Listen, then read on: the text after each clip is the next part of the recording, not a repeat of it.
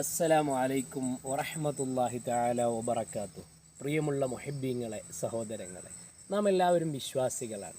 നമ്മുടെ ജീവിതത്തിലും നമ്മുടെ ചുറ്റുപാടുകളിലും നമ്മളെ ഇടപാടുകളിലും നമ്മുടെ സഞ്ചാരങ്ങളിലും നമ്മുടെ ഊണിലും ഉറക്കത്തിലും എല്ലാ സ്ഥലങ്ങളിലും വിശുദ്ധമായ ദീനിൻ്റെ ഷിആറുകൾ ഉണ്ടാകണം, വിശുദ്ധമായ ഇസ്ലാമിൻ്റെ അടയാളങ്ങൾ ഉണ്ടാകണം.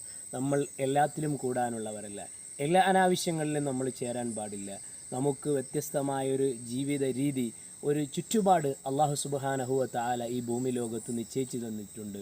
അള്ളാഹുവിൻ്റെ വിശുദ്ധമായ ഇസ്ലാം അനുസരിച്ച്, ദീനനുസരിച്ച് ജീവിക്കാൻ നാം എല്ലാവരും പ്രയത്നിക്കുകയും പ്രവർത്തിക്കുകയും ചെയ്യണം. വിശുദ്ധമായ ഇസ്ലാമായിരിക്കണം, തിരുസുന്നത്തുകളായിരിക്കണം നമ്മൾ പ്രാക്ടീസ് ചെയ്യേണ്ടത്.